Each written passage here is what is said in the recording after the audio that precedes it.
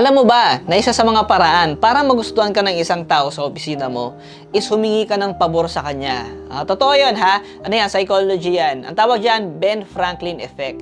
So, natitrick mo yung utak ng tao into believing na ginagawang kanya ng pabor. So, ibig sabihin, gusto ka niya. Okay? Totoo yun, totoo yun. I-try mo yun. Patimpla ka ng kape sa boss mo. Kapag ikaw harap-harapan ka ng nilalait, minumura, minamaliit, kinukumpara ng boss mo dahil sa isang bagay lang na nagawa mo na hindi niya nagustuhan, kailangan mong tanggapin sa sarili mo. May mali ka din naman eh. Kasi nasa harap mo na yung boss mo eh, hindi mo pa Ang gulo lang ha, kasi di ba kaya ka naghanap ng work kasi financially unstable ka. So nung nagka-work ka na, financially stable ka na, ang kaso naging mentally unstable ka naman. So kinailangan mo mag-resign. So, nung nag-resign ka, naging mentally stable ka na, pero financially unstable ka na naman. So, kailangan mo na naman mag-work.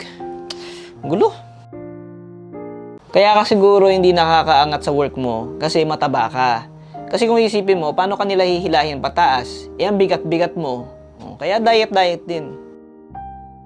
Pag nagising ka sa umaga, tapos ang pangit ng gising mo, tapos ang bigat na ng katawan mo wala ka pang ginagawa, and wala ka din naman sakit, pero ganun yung pakiramdam mo, ang magandang gawin, mag-leave ka na lang.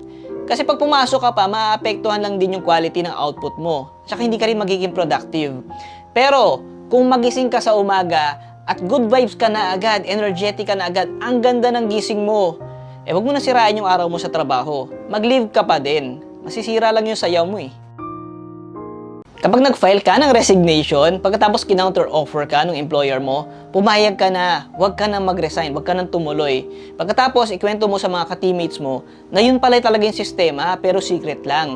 Na kapag may nag-resign, bibigyan nila talaga ng counter offer, kahit sino pa yan. Siyempre, yung mga teammates mo, gaganahan mag-resign yan. Siyempre, dahil hindi naman totoo yung sinabi mo sa kanila, yung management, iisipin nila, inaabuso sila. So, hindi nila ika-counter offer yung mga teammates mo. Ubus sila. O sino mapopromote? Ikaw. Sino magkakaroon ng salary increase? Ikaw. Nag-iisa ka na lang eh.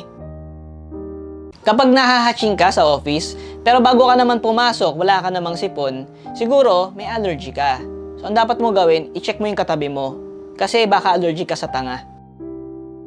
Kapag yung boss mo, dinala niya yung anak niya, yung mga 3 years old, 4 years old na anak niya sa opisina, for whatever reason ha, siguro baka gusto niya ipakita sa anak niya na ito, ang dami kong alila, no, di ba? So, kahit anong dahilan pa yon. Siyempre marami maglalapitan doon ng mga ka-opisina mo, makukutan sa kanya o gusto lang sumipsip sa boss mo. And bibigyan siya ng pera, ilalagay sa bulsa niya, sa bulsa ng pantalon niya o sa bulsa ng dress niya, di ba? Mga 100, 500, depende na lang kung gaano nila gustong sumipsip sa boss mo. Pero ikaw, ang gagawin mo, lalapit ka sa kanya and o-offeran mo siya ng chocolate tsaka candy. In exchange doon sa lahat ng pera na ibinigay sa kanya. Tsaka wala naman siyang pakialam doon sa pera eh. Hindi pa naman marunong gumastos yung bata. And yung boss mo lang naman na makikinabang doon sa pera. Ang dami-dami na niyang pera eh. Ang maganda doon, nakagawa ka ng good deed. Napasaya mo na yung bata, kumita ka pa. Hindi maganda na kapag masama yung tao, hindi mo na siya kakausapin, hindi mo na siya papansinin. Hindi maganda yon ha? Kasi it's always healthy na from time to time, kinakausap mo yung sarili mo.